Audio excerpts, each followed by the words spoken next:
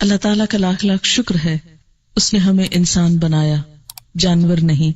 اگر وہ ہمیں کوئی کتا یا بلی یا گدھا بنا دیتا تو ہم کیا کر سکتے تھے؟ کچھ بھی تو نہیں۔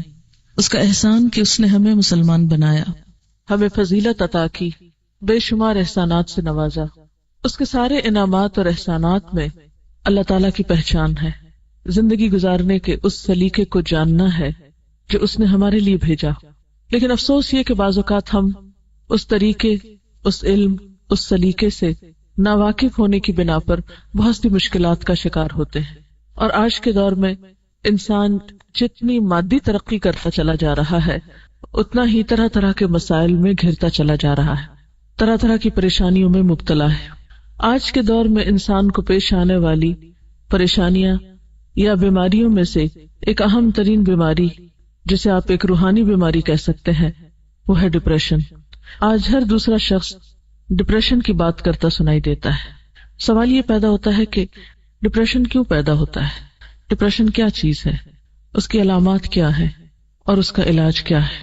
ڈپریشن، جسے آپ اردو میں مایوسی، غمزدگی، افسردگی اور پست حوصلہ ہونا کہہ سکتے ہیں، دنیا سے دل اچاٹ ہونا، دنیا کی ایکٹیویٹیز میں پوری طرح پارٹیسپیٹ نہ کر سکنا، یہ ایسی کیفیات ہیں جن کا تجربہ آج کا ہر انسان کم یا زیادہ کرتا ہے۔ ہر انسان کے اوپر کسی نہ کسی درجے کی مایوسی کی کیفیت آتی ہے، غم بھی آتا ہے، ایک اداسی کی کیفیت بھی ہر انسان پر آتی ہے۔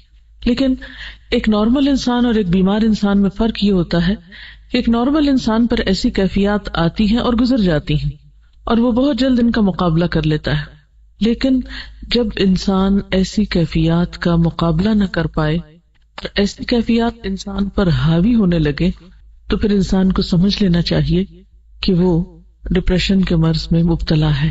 یہ مرض دنیا کے تمام ممالک میں پایا جاتا ہے، لیکن خاص طور پر ان ممالک میں زیادہ ہے جہاں لوگوں کو اللہ تعالیٰ کی پہچان نہیں، یا اللہ تعالیٰ سے ان کا تعلق نہیں، یا روحانیت سے دور ہے۔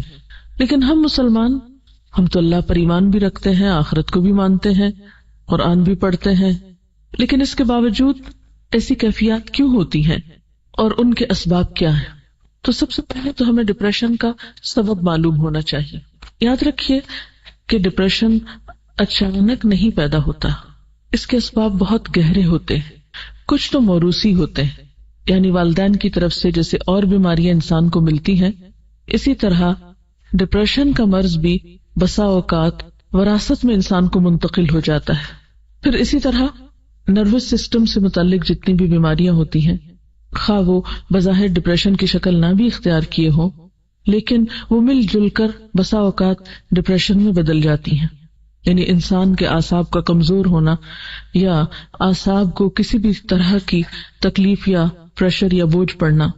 پھر اس کے ساتھ ساتھ انسان کا ماحول بھی اسے ڈپریشن میں مبتلا کرتا ہے، یعنی موروثی سبب، موروثی سے مراد یہ کہ جو وراثت میں ہمیں ملا ہے، اس کے ساتھ ساتھ ماحول اس میں ایک اہم کردار ادا کرتا ہے۔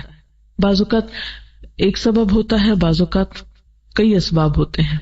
پھر اسی طرح ماحول میں کیا چیز ہے، مثلاً انسان کا گھر، اس کا خاندان، جہاں پر وہ کام کرتا ہے، یعنی اس کی ورک پلیس، پھر آن دا ہول ساری سوسائٹی اور معاشرہ، ان کے جو اثرات انسان پر پڑتے ہیں وہ اس کے اندر ڈپریشن پیدا کرتے ہیں۔ لیکن تجربے سے یہ بات پتہ چلی ہے کہ ڈپریشن کے خارجی یا معاشرے کے یا سوسائٹی کے اثرات سے زیادہ گھر کے اثرات یا اندرونی اثرات جو ہیں وہ انسان پر زیادہ مرتب ہوتے ہیں، یا انسان کو زیادہ پریشان کرتے ہیں بنسبت بیرونی اسباب کے۔ اور ڈپریشن کا اہم ترین سبب یا اہم ترین وجہ انسان کا وہ گھر ہے جس میں وہ رہتا ہے، اور ایسا گھر جس کے رہنے والوں کے درمیان باہم محبت اور مودت اور ایک دوسرے کے ساتھ موافقت نہ پائی جاتی ہو۔ جس گھرانے کے اندر، جس خاندان کے اندر رہنے والے افراد کے درمیان باہم بدگمانی پائی جاتی ہو، باہم ایک دوسرے کے ساتھ ڈفرینس آف اوپینین ہر معاملے میں پایا جاتا ہو، اور خصوصاً وہ بچے ڈپریشن کا شکار ہوتے ہیں بڑے ہو کر جن کے والدین نے ان کو بھرپور توجہ نہ دی ہو، یا جو والدین کی محبت اور شفقت سے کسی بھی وجہ سے محروم ہوئے ہو۔ یا جن پر والدین نے بے جا سختی کی ہو ناجائز طور پر۔ پھر اسی طرح ڈپریشن کے ان اسباب کے ساتھ ساتھ انسان کی بالکل اپنی ذات کے اندر بھی کچھ کشمکش ہوتی ہے جو ڈپریشن کا سبب بنتی ہے۔ اندر کی کشمکش کیا ہوتی ہے کہ انسان کے اندر کچھ خواہشات ہوتی ہیں اور وہ خواہشات بالکل فطری خواہشات ہوتی ہیں، تو بعض اوقات جب انسان کی وہ خواہشات پوری نہیں ہوتی یا وہ خواہشات حد سے بڑی ہوئی ہوتی یا وہ خواہشات جائز کی حدود کو کراس کرنا چاہتی ہیں اور معاشرہ یا دین یا مذہب یا حالات یا ماحول ہمارا اس کے راستے میں رکاوٹ بنتا ہے، تو یہ جو اندر کی کشمکش ہے یہ بھی انسان کو ڈپریشن میں مبتلا کر دیتی ہے۔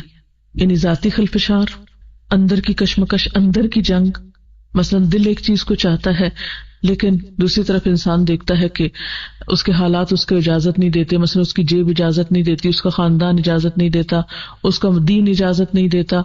تو یہ جو کشمکش ہے انسان کے اندرونی جذبات کی اور بیرونی دباؤ کی، یا اندر ہی ایک قوت ہے جو ایک چیز طلب کر رہی ہے اور دوسری اس کو روک رہی ہے، تو وہ اندر کی جنگ جو ہے یہ بھی انسان کو بیماری میں مبتلا کر دیتی ہے۔ ان اسباب کے ساتھ ساتھ علامات کا جاننا بہت ضروری ہے، کیونکہ کسی بھی بیماری کی جب علامتیں ہم کو پتہ چلتی ہیں تو پھر انسان اس کا صحیح طور پر علاج کر سکتا ہے۔ ان علامات میں پہلی علامت ہے تنگ دلی کا احساس، دل کی گھٹن، اندر کی گھبراہٹ، پھر اطمینان کا نہ ہونا، سکون کا نہ ہونا، بلا وجہ بے چینی کا احساس بغیر کسی ظاہری سبب کے۔ بعض اوقات تو انسان بے چین ہوتا ہے، غمگین ہوتا ہے، اداس ہوتا ہے، اس کی کوئی وجہ ہوتی ہے۔ مثلا آپ کو پتہ چلتا ہے خدا نخواستہ کوئی عزیز دوست رشتہ دار فوت ہو گیا، کوئی نقصان ہو گیا، کوئی مال کا نقصان ہو گیا، کوئی اور کسی چیز کا نقصان ہو گیا، تو ایسے نقصان انسان کو غم میں یا دکھ یا تکلیف میں مبتلا کرتے ہیں۔ ایک بہت واضح اور آبویس سی ریزن ہوتی ہے، انسان کو پتہ چلتی ہے، لیکن بعض اوقات جب وجہ نہیں پتہ چلتی اور اندر ایک بے چینی ہے تو یہ پھر ڈپریشن ہے، یہ ڈپریشن کی علامت ہے۔ پھر اسی طرح سوچ میں تلخی، نیگیٹو تھنکنگ، ہر چیز کو الٹا دیکھنا، ہر چیز کو الٹا سوچنا، کسی کے سیدھے کام کو بھی غلط سمجھنا، ہر ایک پر شک کرنا، بدگمانی کرنا، یہ بھی اس کی علامات میں سے ہے۔ اور پھر ان ساری چیزوں کے نتیجے میں انسان کی نیند میں گڑبڑ ہو جانا، یعنی اللہ تعالیٰ نے انسان کی ان ساری تکلیفوں کو دور کرنے کے جو اسباب رکھے ہیں، اور اس میں خاص طور پر ایک بہت بڑا سبب جو ہے وہ نیند ہے، جس سے انسان سکون پاتا ہے، اس سے انسان عاری ہو جاتا ہے۔ اور اسی وجہ سے آپ دیکھیں گے کہ بہت سارے لوگ نیند کی دوائیں کھا کر، مسکن ادویات کھا کر سوتے ہیں۔ تو ایسی ادویات کھا کر اپنے آپ کو سلائے رکھنا اور اپنے آپ کو دنیا کے وسائل سے فرار پر آمادہ کرنا، یہ اس کا علاج نہیں ہوا کرتا۔ اسی طرح بعض اوقات یہ ہے کہ اندرونی علامات کے علاوہ جسم پر بیرونی طور پر بھی یا جسمانی طور پر بھی کچھ علامات سامنے آتی ہیں، مثلا بہت زیادہ پسینہ ایک دم آنے لگنا، دل کا زور زور سے دھڑکنا، جسمانی کمزوری ہو جانا، انتہائی تھکاوٹ محسوس کرنا، یعنی تھوڑا سا کام کرنے پر بہت زیادہ تھک جانا، کام کرنے کی صلاحیت کا ختم ہو جانا، وسوسوں کا شکار ہو جانا۔ اسی طرح بعض اوقات مختلف فوبیاز جو ہو جاتے ہیں کہ لفٹ میں نہیں چڑھ سکتے، بند کمرے میں نہیں جا سکتے، اندھیرے میں نہیں جا سکتے، تو یہ چند ایک ظاہری اسباب بھی انسان کو پریشان کرتے ہیں، جو کہ عام نارمل حالات میں انسان کے لیے پریشانی کا سبب نہیں ہوتے۔ کیونکہ مثلا ایک نارمل انسان گھر میں اکیلا ہے، اندھیرے کمرے میں جا رہا ہے، لائٹ چلی جاتی ہے، وہ اسے بہت نارمل لیتا ہے، کہیں اوپر جانا، نیچے اترنا ہے۔ لیکن جب ڈپریشن ہوتا ہے تو ایسی چھوٹی چھوٹی چیزیں انسان کو بہت بادر کرتی ہیں، انسان کو کمزور کر دیتی، انسان ان چیزوں کے سامنے ہارنے لگتا ہے۔ پھر اسی طرح بعض اوقات تو یہ چھوٹی چھوٹی بیماریاں جو ہیں بڑی بیماریوں میں تبدیل ہو جاتی ہیں، مثلا بعض لوگوں کو السر ہو جاتا ہے، ہائپر ٹینسو ہو جاتے ہیں لوگ، اسی طرح استھما کی بیماری ہو جاتی ہے، بعض لوگوں کی اسکن پر ہی ڈیزیز آ جاتی ہے، جیسے ایگزیما وغیرہ ہو جاتا ہے۔ اب لوگ اسکن کے اوپر دوائی باہر سے لگا رہے ہیں، استھما کے لیے بیرونی طور پر دوائیاں کھا کے کنٹرول کر رہے ہیں، اور استھما ہے کہ کنٹرول ہو ہی نہیں رہا، بی پی کی دوائی کھا رہے ہیں، وہ کنٹرول ہو ہی نہیں رہا، ڈوز بڑھاتے جا رہے ہیں۔ اب وہ بظاہر علاج ہو رہا ہے لیکن اصل کاز کو پکڑا ہی نہیں گیا، روٹ کو تو چھڑا ہی نہیں گیا۔ ایسا ان کا نقصان کیا ہوتا ہے؟ ان دوائیوں کے پھر اپنے سائیڈ ایفیکٹس ہوتے ہیں، پھر ایک بیماری سے دوسری، دوسری سے تیسری، تیسری سے چوتھی، وہ بیماریوں کا ایک چین چل پڑتا ہے۔ اور بسا اوقات انسان ان بیماریوں کی اوٹ میں یا ان بیماریوں کے دامن میں پناہ لے کر اپنے لیے ایک جواز پیدا کر لیتا ہے۔ لیکن روٹ کاز اس کا کچھ اور ہوتا ہے. اس لیے کبھی بھی بظاہر ان نظر آنے والی بیماریوں کو ظاہری بیماریاں سمجھ کر علاج نہیں کرنا چاہیے، اس کے اصل سبب کی طرف بھی توجہ کرنی چاہیے. اور اس کے لیے سب سے پہلے یہ کہ درست ڈائگنوسس ہونے چاہیے، تشخیص صحیح ہونی چاہیے. عام طور پر علاج کیا کیا جاتا ہے؟ مریض کو سلا دیا جاتا ہے یا ٹرینکولائزرز دیے جاتے ہیں، لیکن یہ کافی نہیں ہے. یعنی روح کی بیماری کا علاج صرف گولیاں کھانے میں تو نہیں ہے. اس کا نقصان بعض اوقات کیا ہوتا ہے کہ انسان ایسی دوائیاں کھاتا ہے جس سے اس کا معدہ اور خراب ہوتا ہے. جب معدہ خراب ہوتا ہے اس کا نظام ہضم بگڑتا ہے، اس کی نیند کا سسٹم خراب ہوتا ہے، اس کے اندر صحیح خون پیدا نہیں ہوتا، سارے خون کے اندر دوائیاں دوڑ رہی ہوتی ہیں، تو اس سے بیماری جو ہے وہ بڑھتی چلی جاتی ہے. یعنی انسان ظلم پر ظلم اپنے ساتھ کرتا چلا جاتا ہے لیکن چین کہیں بھی نہیں پاتا. تو ایسی صورت میں انسان کو حقیقی علاج کی طرف رجوع کرنا چاہیے. اور وہ کیا ہے؟ سب سے پہلے سوچ کی درستگی. کیونکہ جب تک سوچ درست نہیں ہوگی، جب تک زندگی کے بارے میں اپروچ ٹھیک نہیں ہوگی، اس وقت تک انسان صحیح نہیں ہو سکتا. اور اس کے لیے یہ ہے کہ انسان اللہ تعالیٰ پر بھروسہ کرتے ہوئے چھوٹے چھوٹے نقصانات پر اپنے آپ کو ضائع نہ کرے. مثلا کسی کا قول ہے کہ گرے ہوئے دودھ پہ افسوس کا اظہار نہ کرے، لیکن ہم میں سے اکثر لوگ اسی عادت کے شکار ہوتے ہیں کہ اگر سویرے سویرے چائے بناتے ہوئے دودھ گر گیا تو سارا دن اسی کا غم، ہر تھوڑی دیر بعد خیال ہے آج دودھ گر گیا تھا، آج دودھ گر گیا تھا، آج دودھ گر گیا تھا. اس سے مجھے جو ہے وہ چولہا صاف کرنا پڑا، پھر وہ نقصان ہو گیا، پھر گھر میں اسمیل ہو گئی، پھر یہ ہو گیا وہ ہو گیا. وہ ہر تھوڑی دیر بعد وہ اپنے اثرات بھی چھوڑ جاتا ہے اور پھر ہم اسے دیکھ دیکھ کے دکھی ہوتے رہتے ہیں.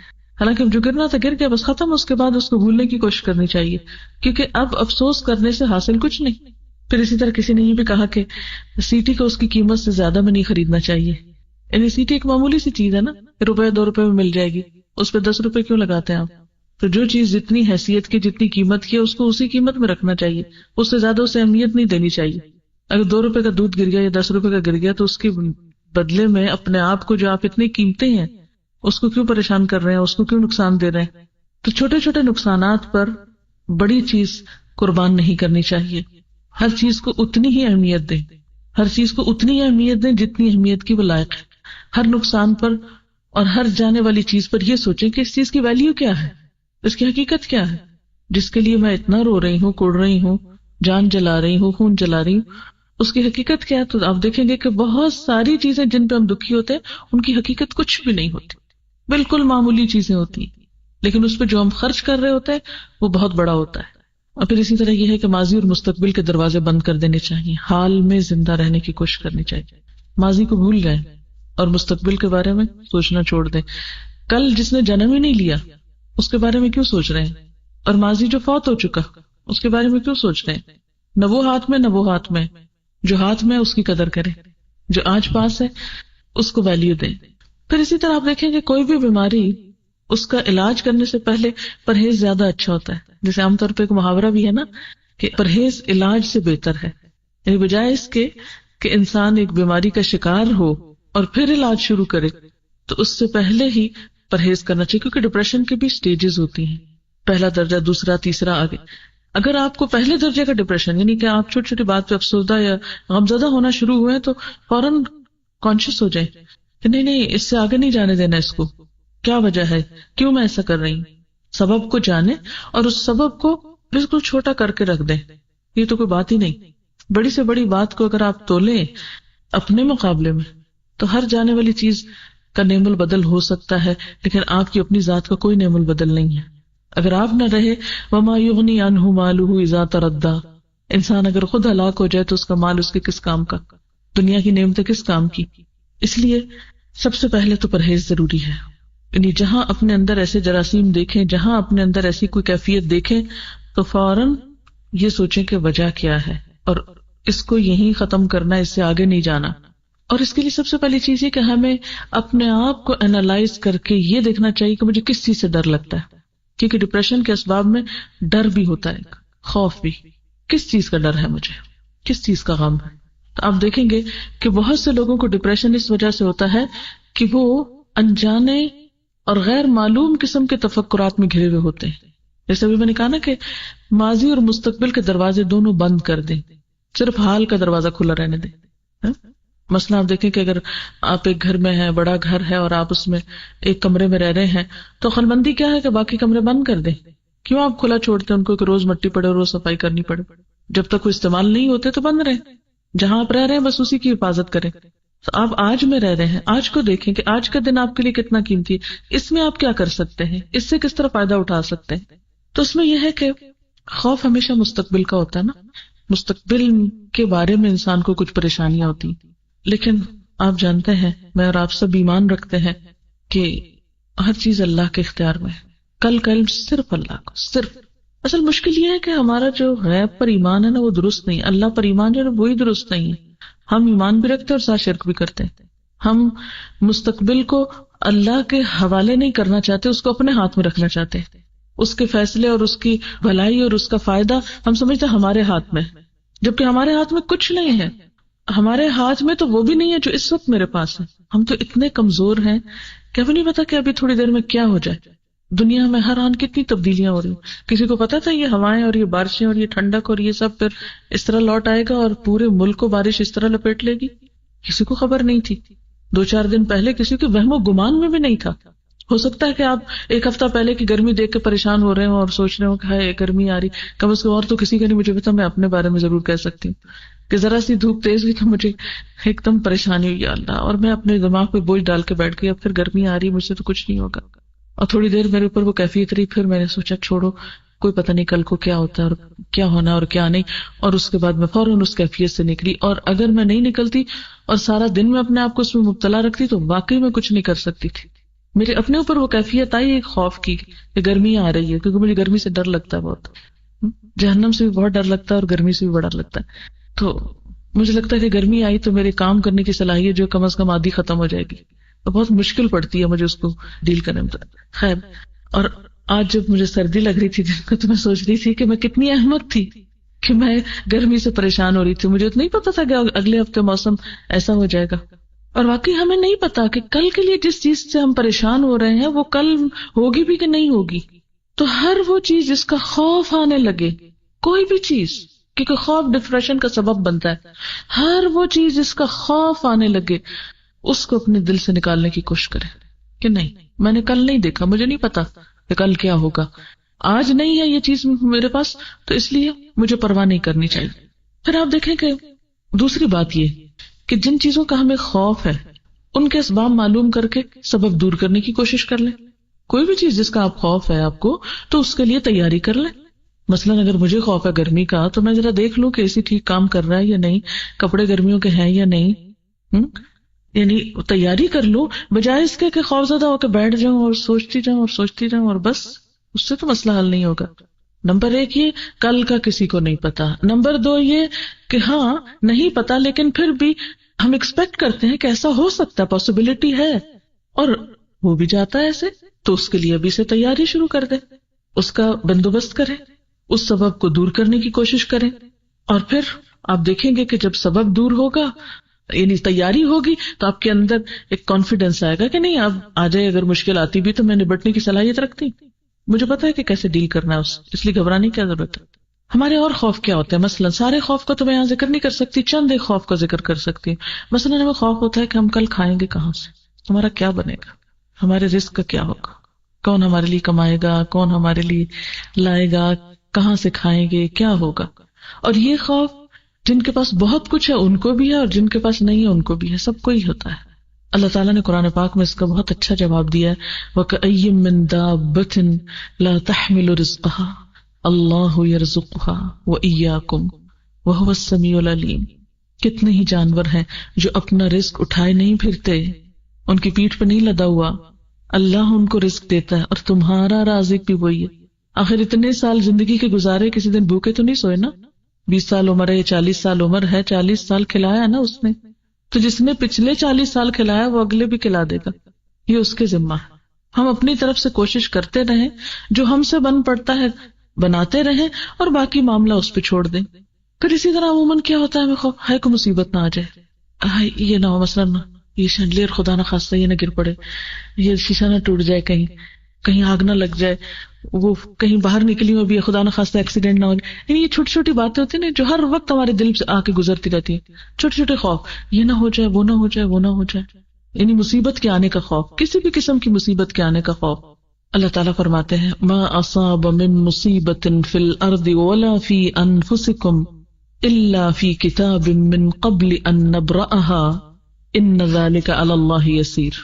کوئی مصیبت ایسی نہیں جو زمین میں یا تمہارے اپنے نفس پہ نازل ہوتی ہو اور ہم نے اس کو پیدا کرنے سے پہلے ایک کتاب میں لکھ نہ رکھا ہو. ایسا کرنا اللہ کے لیے بہت آسان ہے، وہ تو لکھی جا چکی، اب کیا کرو گے؟ پریشان ہونے سے وہ ٹل جائے گی. ہاں ایک بات ہے، دعا کرو، دعا سے تقدیر بدلتی ہے، اور اپنے آپ کو ذہنی طور پر کسی بھی آنے والے حادثے کے لیے تیار رکھو. اللہ سے مدد مانگتے رہو کہ اللہ تعالیٰ ہر شر سے، ہر مصیبت سے بچائے. حفاظت کی دعائیں کرو، حفاظت کے اسباب اختیار کرو، کیونکہ اللہ نے انسان کو عقل دی ہے اور نبٹنا بھی سکھاتا. اور آپ نے یہ بھی دیکھا کہ جب کچھ پڑ جاتا ہے تو گزر بھی تو جاتا ہے نا. اور پھر اس موقع پر کچھ پچھلی مصیبتوں کو یاد کر لیں. وہ جو فلاں پڑی تھی تو کیا ہو گیا تھا، آئی تھی اور گزر ہی گئی نا، پھر کیا ہوا؟ کسی بڑے سے بڑے حادثے کو، بڑی سے بڑی پریشانی، بڑے سے بڑے دکھ کو یاد کر لیں اور پھر دیکھیں کہ وہ دکھ پہلے بہت بڑا تھا، پھر آہستہ آہستہ ختم ہو گیا. ہر آنے والا دکھ چلا جاتا ہے، کوئی نہیں رہتا دنیا میں. تو خدا نخواستہ اگر کوئی آ بھی گیا تو چلا بھی جائے گا. ایمان سلامت رہنا چاہیے، کیونکہ ہوتا یہ ہے کہ دکھ چھوٹا ہوتا ہے اور نقصان ہم بڑا کر بیٹھتے ہیں. وہ سیٹی کو اس کی قیمت سے زیادہ پہ خریدتے ہیں. مشکل چھوٹی ہوتی ہے اور اس کے لیے اپنے آپ کو گھلا ڈالتے ہیں، اپنے آپ کی قیمت لگا دیتے ہیں نا اس میں. پھر اللہ تعالیٰ فرماتے ہیں وَإِن يَمْسَسْكَ اللَّهُ بِضُرٍّ فَلَا كَاشِفَ لَهُ إِلَّا هُوَ وَإِن يَمْسَسْكَ بِخَيْرٍ فَهُوَ عَلَى كُلِّ شَيْءٍ قَدِيرٌ. اگر اللہ تمہیں کسی قسم کا نقصان پہنچائے تو اس کے سوا کوئی نہیں جو تمہیں اس نقصان سے بچا سکے، اور اگر وہ تمہیں کسی بھلائی سے بہرہ مند کرے تو وہ ہر چیز پہ قادر ہے. گویا نقصان بھی اس کے ہاتھ میں، نفع بھی اس کے ہاتھ میں. جب میرا تعلق اس سے مضبوط ہے تو میں اس سے خیر کی توقع کیوں نہیں رکھتی کہ وہ مجھے اپنے خیر سے ہی نوازے گا اور شر مجھ سے دور کر دے گا.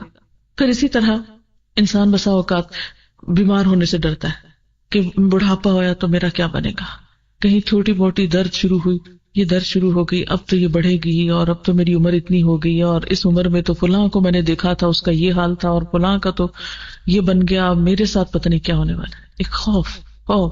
اب ہوتا کیا ہے کہ انسان، یعنی یہ بات اب ایک طرح سے پرووڈ ہے کہ انسان کے بہت سارے ایکشنز اس کی سوچ کا نتیجہ ہوتے ہیں. بہت ساری بیماریاں صرف اس کی سوچ کی وجہ سے ظاہر ہوتی ہیں، حالانکہ حقیقی سبب کوئی نہیں ہوتا جسم میں ان کا. تو اب ایک چیز جس کو ہم نے کسی کے ساتھ ہوگی ہم نے اس کو اپنے پہ لے لیا، نہیں اس کے ساتھ ہوگی اب مجھے بھی ضرور ہو جائے گی. اور عموماً آپ نے دیکھا ہوگا کہ کسی کو زکام میں دیکھا تو ہمیں لاحق ہو جاتا ہے، کسی کی آنکھ خراب دیکھی بس ایک دیکھنے کی دیر ہے وہ ہمیں بھی پہنچ جائے گی مرض. کیوں ایسا ہوتا ہے کہ ایک شخص سے مجھے زیادہ اثر ہو جاتا ہے، کسی دوسرے کو کیوں نہیں ہوتا؟ کیونکہ میرے اپنے اندر وہ جذب کرنے کی صلاحیت زیادہ ہے. وہ اس بیماری کو میں نے خود دعوت دے دی ہے، وہ ڈر خوف کے مارے وہ میرے اوپر حاوی ہو گئی ہے. اور اگر اس وقت انسان دعا پڑھ کے معاملہ اللہ کے حوالے کر دے، حدیث میں آتا ہے نا کہ جو شخص کسی مصیبت زدہ کو دیکھ کے یہ دعا پڑھے گا اللہ تعالیٰ اس کو اس مصیبت سے محفوظ کر دے گا. یعنی چھوٹی سی بھی کسی کو تکلیف میں دیکھے نا، مثلا کوئی گر گیا، کوئی اٹک گیا، کوئی ذرا سا بھی کسی دکھ میں مبتلا ہوا ہے، فوراً پڑھ دے الحمدللہ الذی عافانی ممن ابتلاہ بہ. اللہ کا شکر ہے جس نے مجھے اس مصیبت سے بچا کے رکھا ہے. تو جب شکر ادا کریں گے اللہ تعالیٰ کا تو اللہ تعالیٰ آپ کو محفوظ کر لے گا. اور یقین کے ساتھ پڑھیں. پھر اس کے بعد یہ ہے کہ ابراہیم علیہ السلام کا اللہ تعالیٰ پر ایسا بھروسہ تھا، ایسا تعلق تھا اللہ تعالیٰ کے ساتھ کہ وہ خاص طور پر اس کا ذکر کرتے ہیں وَإِذَا مَرِضْتُ فَهُوَ يَشْفِينِ. کیا وہ بیماری آ گئی، اگر میں بیمار ہوتا ہوں تو مجھے شفا دے دیتا ہے، وہ شفا دے سکتا ہے، میرا اس سے تعلق ہے، مجھے کوئی مشکل نہیں. بیماری سے کیوں ڈرتا ہوں؟ بیماری آ بھی گئی تو شفا بھی آ جائے گی، وہ سبب پیدا کر دے گا. پھر اسی طرح یہ ہے کہ سوچ کی تبدیلی کے ساتھ ساتھ کچھ اور کام بھی کرنا ضروری ہے، اور ان میں اہم ترین چیز یہ کہ اللہ تعالیٰ کے ساتھ مسلسل تعلق، مستقل تعلق، کیونکہ ساری قوت اور ساری طاقت اس کے پاس ہے. انسان بے حد کمزور ہے سوائے اس کے کہ جسے اللہ قوت دے دے. ساری قوت کا سرچشمہ تو وہ ہے. تو جب انسان اس کو تھام لیتا ہے تو وہ دراصل استمسک بالعروۃ الوثقی لا انفصام لہا. اللہ پر بھروسہ اور اللہ کو تھامنا اور اس سے تعلق ایسا ہے جیسے کسی مضبوط کڑے کو پکڑ لینا جس نے ٹوٹنا نہیں ہے. تو جو شخص اللہ تعالیٰ پہ بھروسہ کرتا ہے اللہ تعالیٰ ضرور اس کو سہارا دیتا ہے. پھر اسی طرح نماز سے مدد لینا. آپ صلی اللہ علیہ وسلم کا طریقہ کیا تھا؟ جب ذرا بھی پریشان ہوتے تھے، تھوڑی سی بھی پریشانی آتی تو سب سے پہلے نماز کی طرف رجوع کرتے، فوراً نماز کے لیے کھڑے ہو جاتے. آپ کی ذاتی زندگی میں مشکلات آئی یا دین کو پھیلانے کے لیے کوئی مشکل پیش آئی تو فوراً آپ نے نماز سے مدد لی. ہمارا حال یہ تھا کہ ہم ڈپریشن میں بیٹھے رہتے ہیں، فرض نماز بھی چھوڑ دیتے ہیں. کیا کریں، غم ہے، دل ہی نہیں چاہتا.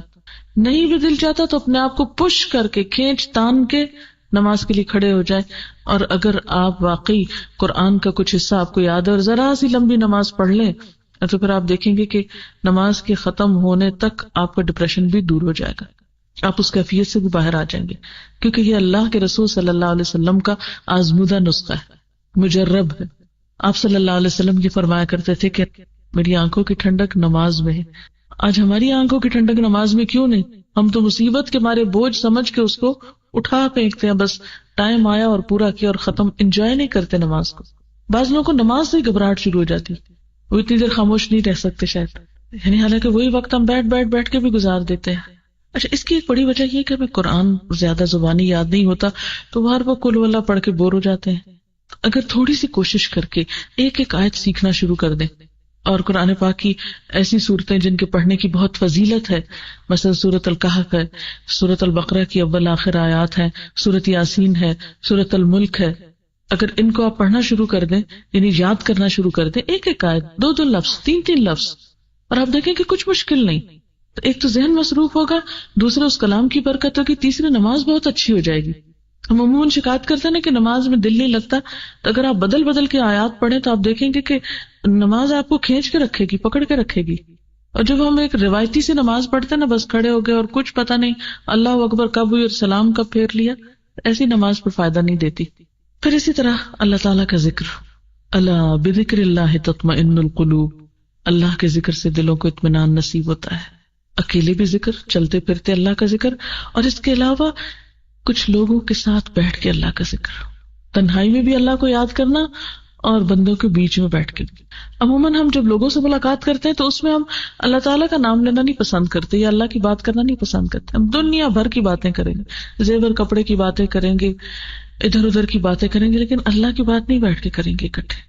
اور پھر اسی طرح جس طرح کی ذکر کی مجلس میں آپ اس وقت بیٹھے ہوئے اور آپ میں سے ہر ایک محسوس کر سکتا ہے کہ اس وقت ہمارے دل کی حالت اچھی ہے بنسبت اس کے کم تنہائی میں کہیں بیٹھے سوچ رہے ہوتے، کیونکہ اللہ کا ذکر ہو رہا ہے نا یا دین کی بات ہو رہی ہے. ایسی مجلسوں میں حاضر ہونا ایک بہترین علاج. اللہ تعالیٰ فرماتے ہیں وَنُنَزِّلُ مِنَ الْقُرْآنِ مَا هُوَ شِفَاءٌ وَرَحْمَةٌ، کہ ہم قرآن میں سے وہ چیزیں اتارتے ہیں جو شفا بھی ہے اور رحمت بھی ہے. قرآن پاک کے لیے ہدن و بشرا کا لفظ آتا ہے، ہدایت اور خوشخبری ہے، یعنی دلوں کی خوشی کا سامان ہے اس کتاب میں. اور اکیلے تلاوت بھی فائدہ دیتی ہے اور کسی مجلس میں محفل میں بیٹھ کے سب کے ساتھ قرآن پڑھنا بھی فائدہ دیتا ہے.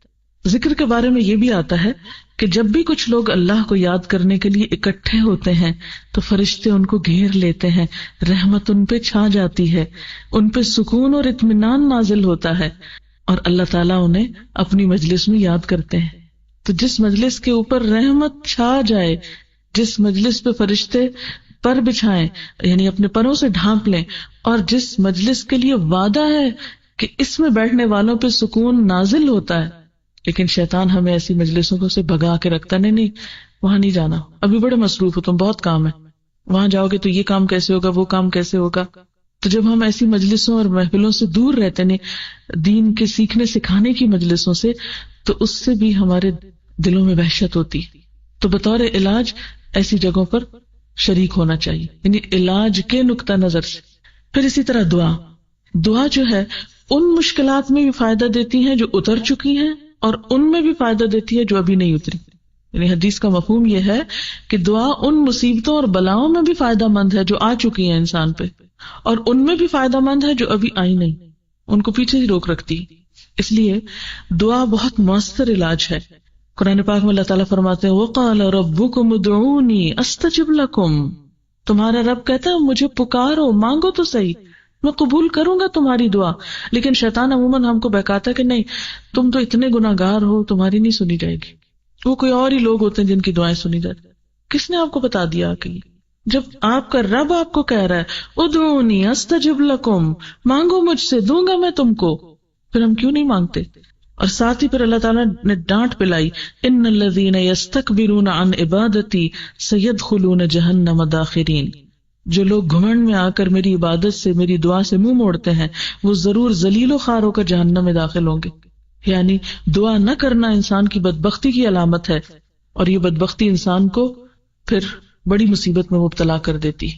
اس لیے یا حی یا قیوم برحمتک اٹھتے بیٹھتے دعائیں کرنا، اللہ تعالیٰ سے مدد حاصل کرنا، یہ انسان کے لیے بہترین نسخہ ہوتا ہے. اسی طرح بلند آواز سے قرآن پاک کی تلاوت، یعنی ایک ہوتا ہے نا ہم انگلی پھیرتے رہتے ہیں خاموشی سے، یہ نہیں تلاوت کہلاتی. تلاوت کیا ہے؟ اونچی آواز سے بولے. اور اونچی آواز سے کیا ہوتا ہے؟ کیونکہ عربی زبان میں اور خاص طور پہ قرآن پاک میں ہمارے جو سارا ووکل سسٹم ہے وہ سارا استعمال ہوتا ہے. ہماری زبان کے کنارے، سائڈز، ہمارے ہونٹ، ہمارا حلق، ہمارے سینے تک، دل تک اس کے اثرات آتے ہیں. یعنی عربی زبان میں جو حروف ہیں، ہر حرف کے منہ سے نکالنے کی جگہ الگ ہے. جب ہم صحیح طور پر تلاوت کرتے ہیں، صحیح انداز میں، جیسے حق کا تلاوتی جس کو کہتے ہیں، تو اس سے وہ سارے تار ہلتے ہیں، ہمارے مختلف پوائنٹس پہ جا کے ٹچ کرتی ہے وہ تلاوت، اور اس کے ذریعے وہ ڈپریشن جو ہے وہ ختم ہونے لگتا ہے. تو بطور خاص کبھی غم کا دورہ پڑنے ہی لگے، ابتدائی سمپٹمز میں فوراً سب کام چھوڑ دیجئے، قرآن کھول کے لاؤڈلی پڑھنا شروع کر دیجئے. آپ دیکھیں گے اگر آپ 15 منٹ صرف لاؤڈلی قرآن پڑھیں گے، آپ اس کیفیت سے باہر ہوں گے. یعنی بہترین علاج ہے، کیونکہ وَنُنَزِّلُ مِنَ الْقُرْآنِ مَا هُوَ شِفَاءٌ وَرَحْمَةٌ، لیکن رحمت للمومنین، یہ ماننے والوں کے لیے، یقین کرنے والوں کے لیے تو یہ فائدہ مند ہے. اور اگر ہمارے اس وقت یقین ہی شیکی ہو جائے تو پھر نہیں فائدہ دیتا. پھر اسی طرح اللہ کا تقوی، اللہ سے ڈرتے رہنا، پھر نیکی کے کاموں میں دلچسپی رکھنا، یعنی نیک کاموں میں آگے بڑھنا، نیکی کے مواقع کو ضائع نہ کرنا.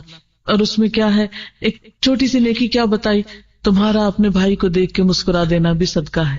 اب مسکرانے پہ کیا خرچ آتا ہے ہمارا، لیکن اللہ تعالیٰ نے اس کو بھی ہمارے لیے صدقہ شمار کیا.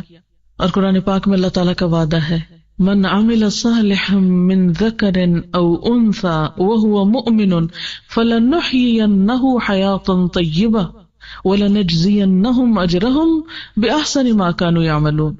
جو شخص بھی نیک عمل کرتا ہے، خواہ وہ مرد ہو یا عورت، بشرطے کہ مومن ہو، اسے ہم دنیا میں پاکیزہ زندگی، عمدہ زندگی بسر کرائیں گے. اچھا، یہ بات میں کس لیے آپ کو بتا رہی ہوں؟ اس لیے کہ آپ کے دل کے اندر وہ خاص خوشی اور خاص سکون آ جائے جس سے عام طور پر دنیا کے لوگ محروم رہتے ہیں. مادہ پرستی کا شکار لوگ اس خوشی سے محروم رہتے ہیں. کبھی آپ ٹینشن کا شکار ہوئے، ذہنی تناؤ کا ہوئے؟ یہ آج کے دور کا ایک بہت بڑا مرض ہے، بہت بڑا مرض ہے، کھا رہا ہے انسانوں کو اور ان کی صلاحیتوں کو. اللہ تعالیٰ نے ہر مرض کے لیے دوا پیدا کی، ہر مرض کی دوا ہے. سٹریس مینجمنٹ آج کے دور میں ایک سائنس بن چکی اور مختلف طریقوں سے، ہیلوں بہانوں سے لوگ علاج کر رہے ہیں. تو آئیے دیکھتے ہیں کہ ہمارا دین اس کے بارے میں ہمیں کیا حل دیتا ہے. یہاں میں مولانا وحید الدین صاحب کی ایک تحریر پڑھوں گی اور اس کے ساتھ ساتھ کچھ کمنٹ کروں گی. زندگی میں بار بار مسائل اور مصائب آتے ہیں، زندگی میں بار بار مسائل اور مصائب آتے ہیں، یعنی مصیبتیں آتی ہیں. ایسا ہر مرد اور عورت کے ساتھ پیش آتا ہے، یعنی کوئی ایک غیر معمولی چیز نہیں ہے، سب کے ساتھ ہوتا ہے. ان مسائل اور ان مشکلات سے کس طرح کامیابی کے ساتھ نپٹا جائے، مقابلہ کیسے کیا جائے، اس کا جواب قرآن کی سورت نمبر 2 کی ایک آیت میں ملتا ہے. اس کا ترجمہ یہ ہے، اور ہم ضرور تم کو آزمائیں گے کچھ ڈر اور بھوک سے، اور مالوں اور جانوں اور پھلوں کی کمی سے، اور ثابت قدم رہنے والوں کو خوشخبری دے دو جن کا حال یہ ہے کہ جب ان کو کوئی مصیبت پہنچتی ہے تو وہ کہتے ہیں ہم اللہ کے لیے ہیں اور ہم اسی کی طرف لوٹنے والے ہیں. انا للہ و انا الیہ راجعون. مسائل اور مصائب کے وقت کوئی شخص ذہنی تناؤ کا شکار کیوں ہوتا ہے، یعنی ٹینشن ہوتی کیوں ہے؟ مصیبت کے آنے پر انسان کیوں ٹینس ہوتا ہے؟ اس کا سبب یہ ہے کہ وہ اس کو ایک ایسی چیز سمجھتا ہے جس کو نہیں ہونا چاہیے تھا. وہ کہتا ہے کہ یہ ہونی ہی نہیں چاہیے تھی. آدمی اگر یہ سمجھ لے کہ جو کچھ پیش آیا ہے وہ خود فطرت کے قانون کے تحت پیش آیا ہے تو وہ کبھی ذہنی تناؤ کا شکار نہ ہو. یعنی ہم کہتے ہیں اسے نہیں ہونا چاہیے تھا، اگر انسان مان لے کہ نہیں اس کو تو ہونا تھا اور ایسا ہوتا رہتا ہے اور یہ زندگی کا ایک حصہ ہے، it's part of life, accept کر لے کہ جو ہونا تھا ہو گیا تو ٹینشن ختم ہو جائے گی. مثلا اگر آندھی اور بارش آئے تو وہ بھی انسان کے لیے مسئلہ پیدا کرتی. یاد کر لیجیے پچھلے سال کی بارشیں، کوئی مسئلہ پیدا ہوا تھا؟ میرے خیال ہے ہر گھر میں کچھ نہ کچھ مسئلہ ہوا ہوگا. مگر آندھی اور بارش کے وقت آدمی ذہنی تناؤ کا شکار نہیں ہوتا، اس کو فطرت کے قانون کے تحت ہونے والا واقعہ سمجھتا ہے کہ بارشیں تو آتی ہی ہیں، آندھیاں بھی آتی ہیں، اور معتدل انداز میں اس کا سامنا کرتا ہے، یعنی پازیٹیولی اس کو فیس کرتا ہے. یہی معاملہ زندگی کے مسائل اور مصائب کا بھی ہے. یہ چیزیں خالق کے تخلیقی منصوبے کے تحت پیش آتی ہیں. تخلیقی منصوبہ کیا ہے؟ اللہ تعالیٰ کا جو پلان ہے کریشن کا، اس کا یہ حصہ تھی. وہ انسان کے لیے زحمت میں رحمت، بلیسنگ ان ڈسگائز کی حیثیت رکھتی ہیں، یعنی ایک چھپی ہوئی بلیسنگ یا نعمت ہوتی، کیونکہ ان مع العسر یسرا ہوتا ہے. آدمی اگر پیش آنے والے مصائب کو اس حیثیت سے لے تو وہ کبھی ذہنی تناؤ کا شکار نہ ہو. مسائل یا مصائب کا سامنا کرنے کے دو طریقے ہیں، یعنی مسائل یا مشکلات کو نبٹنے کے دو طریقے ہیں. ایک صبر کا طریقہ ہے اور دوسرا بے صبری کا طریقہ. بے صبری کا طریقہ دوسرے لفظوں میں منفی رد عمل، نیگیٹو رسپانس کا طریقہ ہے. بے صبری کیا ہے؟ Negative response. ذہنی تناؤ ہمیشہ بے صبری کا نتیجہ ہوتا ہے، عجلت، جلد بازی، صبر نہ کرنا. اس کے مقابلے میں صبر کا طریقہ آدمی کو ذہنی تناؤ کا شکار ہونے سے بچا لیتا ہے. یعنی انسان اگر ایکسپٹ کر لیتا ہے اور خاموش ہو جاتا ہے، اس کڑوے گھونٹ کو پی لیتا ہے کہ تو زندگی کا حصہ، پھول کے ساتھ کانٹا ہے، اگر چپ گیا اور خون نکل رہا ہے تو اس خون کو ہٹا دو اور تھوڑا ہاتھ مل لو، ٹھیک ہو جائے گا. لیکن اگر انسان اس موقع پہ کہے نہیں میں تو آئندہ میں تو پھول کو ہاتھ نہیں لگاؤں گا اور میں اس کو دیکھوں گا نہیں، پھر تو کیا ہوگا؟ ہمیشہ کے لیے پھول سے ملنے والی خوشبو اور خوشی سے محروم ہو جائے گا. اس دنیا میں ہر آدمی قانون خداوندی بالفاظ دیگر قانون فطرت کے تابع ہے. وہ اپنے آغاز میں بھی اسی قانون کے ماتحت ہے اور اپنے آخر میں بھی اسی قانون کے ماتحت. ایسی حالت میں حقیقت پسندی کا طریقہ یہ ہے کہ کوئی مرد یا عورت جب بھی کسی مسئلے سے دوچار ہو تو وہ معتدل انداز میں اس کا سامنا کرے اور اس کو اپنے حق میں خیر سمجھ کر قبول کر لے. تکلیف دہ، ناپسندیدہ اور پریشان کن چیزوں کو اپنے حق میں خیر سمجھ کے قبول کر لے، اس میں خیر کے پہلو تلاش کرنے لگے کہ اس کی وجہ سے میری زندگی میں کہاں کہاں بھلائی بھی آئی. اس آیت میں مصیبتوں کا مقصد ابتلا وَلَنَبْلُوَنَّكُمْ بتایا گیا ہے. ابتلا کے معنی امتحان یا آزمائش کے ہیں. انسانی زندگی میں اس قسم کے امتحان کا مقصد کیا ہے؟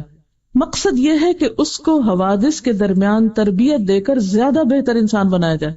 یعنی مشکلات کیوں آتی ہیں؟ انسان کو کیا بنانے کے لیے؟ زیادہ بہتر انسان بنانے کے لیے.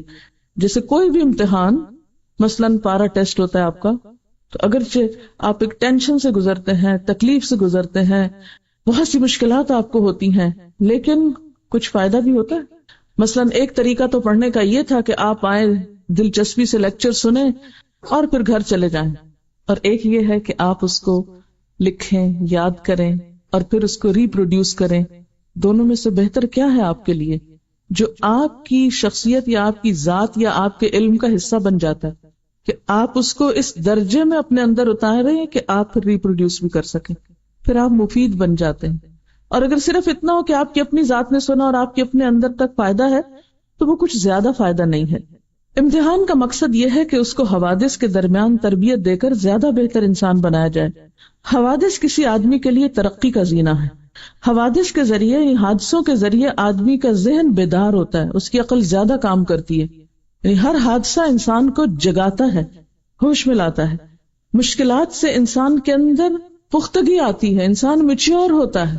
جیسے کچا برتن آگ میں پک کر پکا ہو جاتا. مٹی تو وہی ہوتی ہے. کبھی برتن بننے کا عمل دیکھا یا سنا یا پڑھا؟ مٹی کو پانی میں ڈال کے گوندھ کے پھر اس سے کیا ہوتا ہے؟ ایک خاص شیپ میں برتن بنایا جاتا ہے، پھر اس کو تپایا جاتا ہے آگ پر.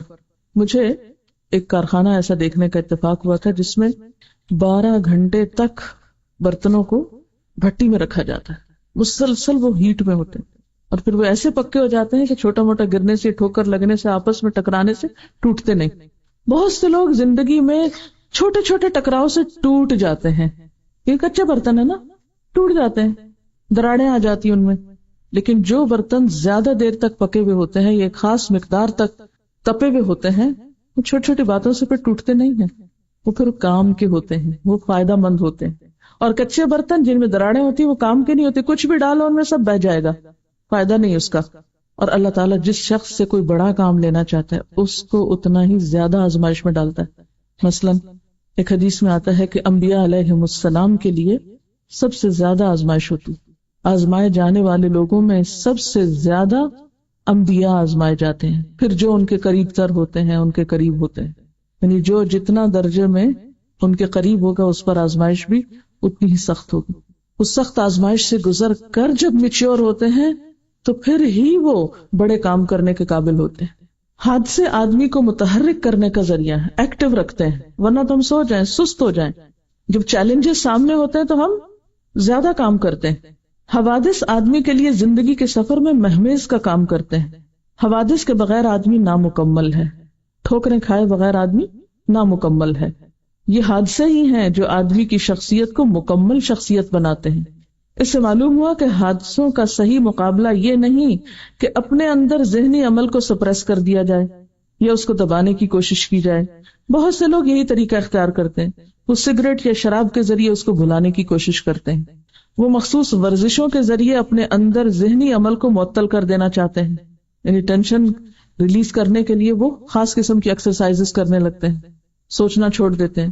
وہ حقیقی زندگی سے فرار یعنی اسکیپ کرنے کا کوئی طریقہ تلاش کر لیتے ہیں. وہ میڈیٹیشن کے ذریعے اپنے ذہن کو ایک ایسی حالت میں لے جاتے ہیں جس کو ذہنی تحذیر انٹلیکچوئل اینستھیزیا کہا جا سکتا ہے. میڈیٹیشن سے وقتی طور پر تو آپ کو کیا ملتا ہے, بہت ایک ریلیف ملے گا, لیکن حقیقت میں اگر آپ دیکھیں تو جتنی دیر آپ میڈیٹیشن کر رہے ہیں اور اپنے آپ کو اس میں کھپا رہے ہیں, لگا رہے ہیں اور کچھ اور ہی سوچنے لگ گئے جس کا آپ کی حقیقی زندگی سے تعلق نہیں, تو آپ نے ایک طرح سے اپنے ذہن کو سلا دیا, چیلنج کا مقابلہ کرنے کے لائق نہیں رہے. اس قسم کے تمام طریقے فطرت کے خلاف ہیں, اور جو چیز فطرت کے خلاف ہو وہ کبھی انسان کے لیے مفید نہیں ہو سکتی. اسلام نے ہمیں ایسے مواقع پر نہ کوئی میڈیٹیشن بتائی ہے, نہ کوئی ایکسرسائز بتائی ہے, سمپل سا طریقہ بتایا ہے, نماز پڑھو اور اللہ سے دعا کرو اور ایک دوسرے کو تھام کے رکھو. وتواصوا بالحق وتواصوا بالصبر.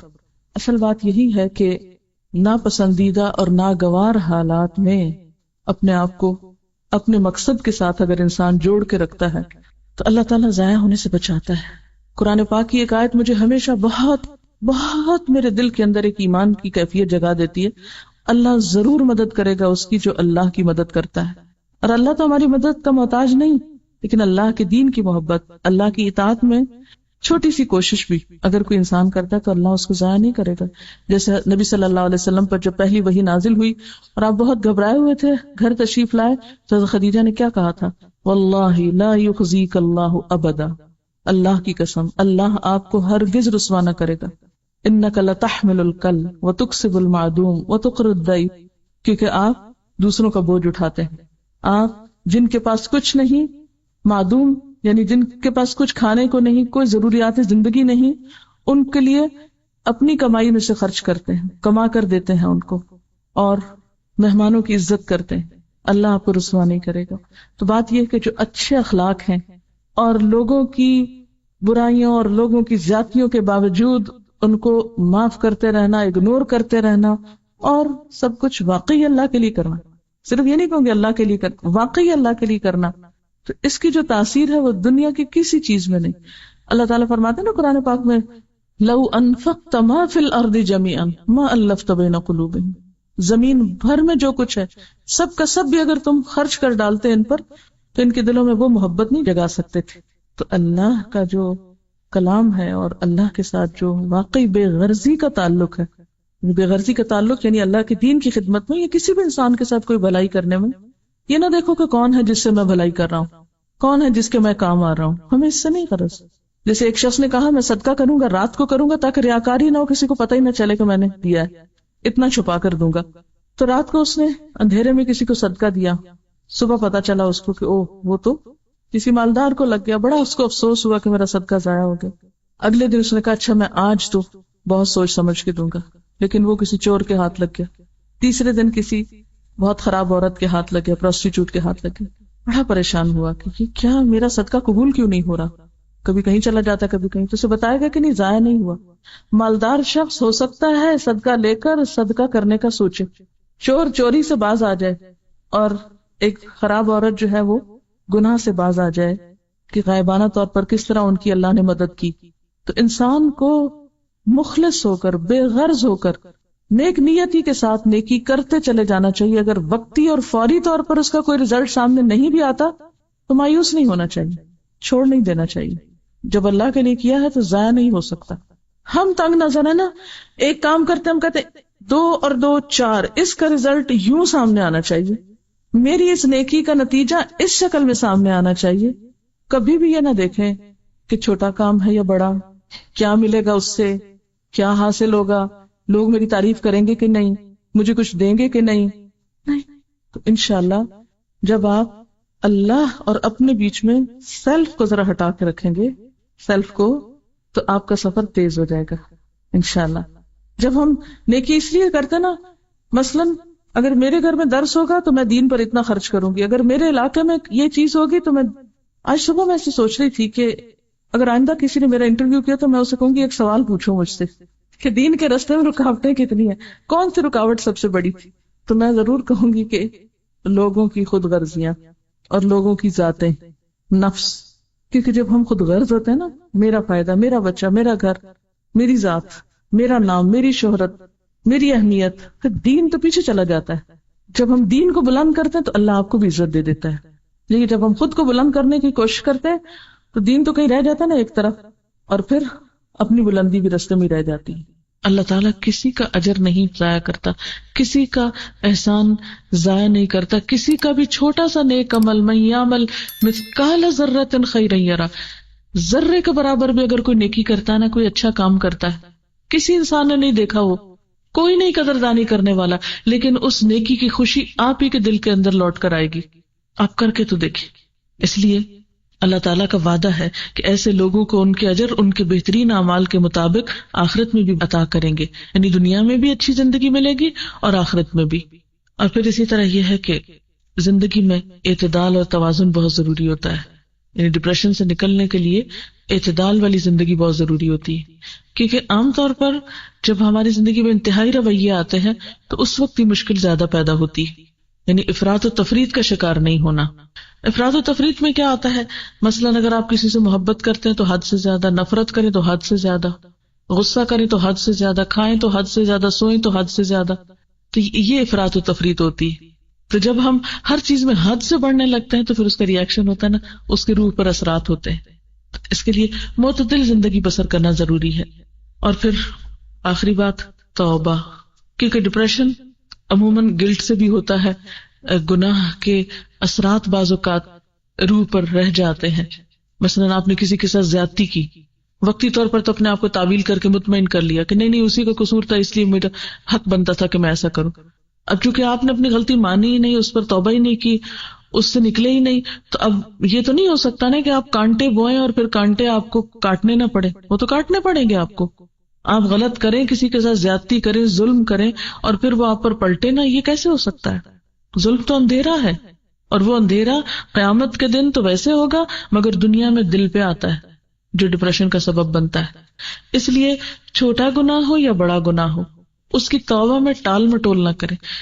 اور اللہ تعالیٰ نے انسان کو ایسا دل دیا نا کہ ہلکا سا بال برابر بھی کوئی غلط کام ہو جاتا ہے نا تو وہ دل پر ضرور دکھائی دیتا ہے, وہ نظر آتا ہے. یہ الگ بات ہے کہ انسان اس کو نظر انداز کر دے, دیکھنا ہی نہ چاہے, لیکن وہ آتا ہے. جو ہی وہ آنے لگے تو بجائے اس کے کہ آپ اس کو نگیٹ کریں, نہیں کوئی نہیں میں نہیں مانتی, نہیں مان لیں. آپ دیکھیں کہ جو ہی آپ مانیں گے ہم ریلیکس ہو جائیں گے کہ اللہ تعالیٰ میں اعتراف کرتی ہوں میں نے غلطی کی ہے. اگر کسی انسان کے ساتھ زیادتی کی تو معافی مانگ لیں, سوری کہہ دیں, تو آپ دیکھیں گے کہ جو ہی آپ مانیں گے دوسرا بھی ڈھیلا پڑ جائے گا. ہوتا کہ تعلقات کب خراب ہوتے ہیں, جب آپ غلطی نہیں مانتے اور دوسرا شخص بھی کھینچا تانی شروع کر دیتا. آپ اپنی طرف بات کھینچتے, وہ اپنی طرف کھینچتا, نتیجہ کیا ہوتا ہے کہ شدید قسم کا اختلاف ہوتا ہے, اور پھر وہی لوگ آپ کے لیے ایک مصیبت بن جاتے ہیں, ان کے اندر رہنا مشکل ہو جاتا ہے, پھر انسان ان سے فرار حاصل کرنے کی کوشش کرتا ہے. تو ایسی صورت میں انسان سمپلی مانے, ہاں میرا قصور ہے, میری غلطی ہے. تو آپ دیکھیں گے کہ جو ہم اللہ کے سامنے اپنی غلطیوں کا اعتراف کر لیں گے، رو لیں گے، دعا کریں گے، تو آپ دیکھیں گے کہ آپ کا بوجھ اترنا شروع ہو جائے گا. اور اس کے لیے اللہ سبحانہ وتعالی بہت پیار سے اور بہت محبت سے ہم کو سمجھاتے ہیں، قل یا عبادی الذین اسرفوا علی انفسہم لا تقنطوا من رحمت اللہ ان اللہ یغفر الذنوب جميعا انہ هو الغفور الرحیم وَأَنِيبُوا إِلَىٰ رَبِّكُمْ وَأَسْلِمُوا لَهُ مِن قَبْلِ أَن يَأْتِيَكُمُ الْعَذَابُ ثُمَّ لَا تُنصَرُونَ وَاتَّبِعُوا أَحْسَنَ مَا أُنزِلَ إِلَيْكُم مِّن رَّبِّكُم مِّن قَبْلِ أَن يَأْتِيَكُمُ الْعَذَابُ بَغْتَةً وَأَنتُمْ لَا تَشْعُرُونَ. کہہ دیجئے کہ اے میرے بندو جنہوں نے اپنی جانوں پہ زیادتی کی ہے، اللہ کی رحمت سے مایوس نہ ہو جاؤ. یقیناً اللہ سارے گناہ معاف کر دیتا ہے، وہ تو غفور الرحیم ہے. پلٹ آؤ اپنے رب کی طرف اور مطیع بن جاؤ اس سے پہلے کہ تم پہ عذاب آ جائے، پھر کہیں سے تمہیں مدد نہ ملے.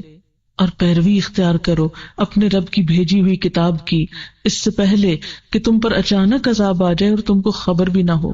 تو یہ ہے علاج. نمبر 1 اس بات کا یقین کہ سارے گناہ معاف ہو جاتے ہیں، یہ یقین رکھ کے معافی مانگی جائے.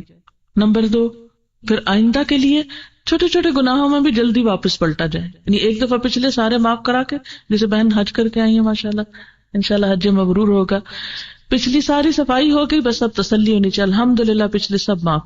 کیوں؟ اللہ کا وعدہ ہے. اب آئندہ کے لیے چھوٹی موٹی بھی کوتاہی ہو جائے فوراً پلٹو، اس کو لمبا نہ جانے دو. پہلے تو انتظار تھا نا آج پہ جائیں گے تو سب، وہ تو ہو گیا الحمدللہ اللہ کے فضل و کرم سے. اب آئندہ کے لیے چھوٹا سا بھی کچھ کمی بیشی، مثلاً اور کچھ نماز میں تاخیر ہو جاتی، انسان ہے نا، اور پھر انسان گلٹی فیل کرتا ہے میں نے نماز پڑھی بھی تو کیا پڑھی، دیر سے پڑھی، یا کوئی بھی کمی بیشی. کیونکہ وہ جو جہاں بھی ہم ڈنڈی مارتے ہیں نا تو وہ ضرور ہمارے اپنے اندر ہی آ کے چپتا ہے، پتہ چل جاتا ہے یہاں نہیں ٹھیک کیا، تو ساتھ ساتھ فوراً پلٹو. وَأَنِيبُوا پلٹ آؤ، واپس آ جاؤ، دور نہیں جانا. شیطان اگر چھوٹا سا بہکا بھی گیا، ذرا سا رستے سے اتارا بھی، تو پیچھے نہیں اس کے چل پڑنا، واپس. اور پھر وَاتَّبِعُوا پیروی کرو احسن ما انزل الیکم من ربکم تمہارے رب نے جو چیزیں تمہاری طرف اتاری ان میں سے بہترین چیزوں کی، خوبصورت باتوں کی جو اللہ نے کتاب میں اتاری ہیں ان کی پیروی کرو، اس سے پہلے کہ پکڑ ہو جائے اور تم کو پتہ بھی نہ ہو کہ یہ میرے اپنے گناہوں میں کہیں پکڑ ہوئی ہے. وآخر دعوانا ان الحمد للہ رب العالمین. سبحان اللہ والحمد للہ ولا الہ الا اللہ واللہ اکبر ولا حول ولا قوة الا باللہ العلی العظیم. اللہم صل وسلم علی سیدنا محمد، اللہم صل وسلم علی سیدنا محمد. ربنا آتنا فی الدنیا حسنة وفی الآخرة حسنة وقنا عذاب النار. ربنا لا تزغ قلوبنا بعد إذ هديتنا وهب لنا من لدنك رحمة إنك أنت الوهاب.